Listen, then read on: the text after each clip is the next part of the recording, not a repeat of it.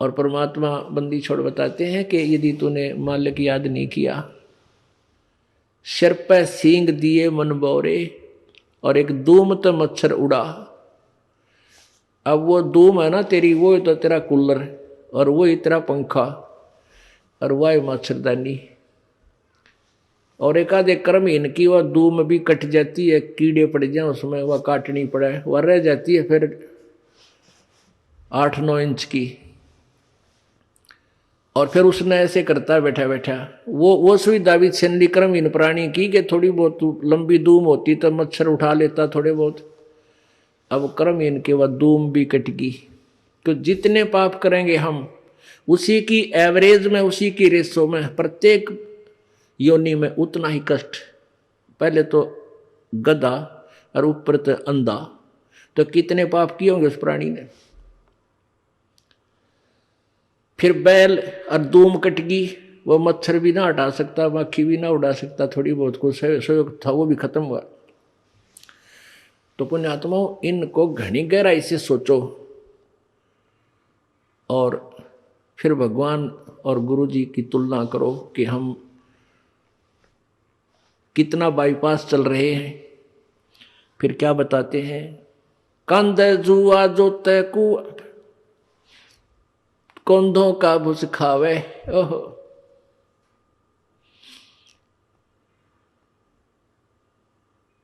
कंध है जुआ जोते कुआ, रहट में जोड़ देते। हरट होता था पहले पुराने समय में सिंचाई का साधन, कुएं में एक चैन सी डालकर उसके बाल्टियां वेल्ड कर देते थे और एक कुल्लू की तरह उसको घुमाते थे, बैल जोड़ देते थे और उस पुली घूमती थी, उसमें से जल बाहर निकलता था, बाल्टियां भर के नीचे से आती थी, ऊपर डाल एक ऐसा परनाला सा होता था, उसमें डल जाती नाली में और वो आगे खेतों में जाता था।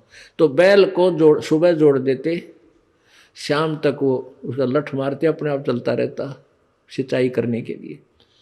तो क्या बताते हैं, और फिर उसको भूख लगती तो उसमें, पुराने समय की बातें हैं, ये गेहूं का चारा नहीं था, जौ होया करते, जौ, और जौ के भूस में इतने तीखे उनके पत्ते होते हैं, नोकेले से, तुस बोलते हैं उनको, कांटे से, और वो तूड़े में होते थे उस भूस में, और वो बैल खाता था। जौ के भूस को बैल जल्दी से खाएगा नहीं, वो तो जब खाएगा जब उसको ये दिख ले तेरी मृत्यु होगी, भूखा मर गया, तब उसको खाता है और कट्टे मुंह में चुभते हैं और ऐसे मुंह करता है धीरे धीरे। हमने खूब देखा ऐसा। तो पुण्यात्माओं, वो दुख उस प्राणी ने कैसे ले लिया? क्योंकि सतगुरु शरण में नहीं गया। मनुष्य जब जीवन था वो भक्ति की को ना।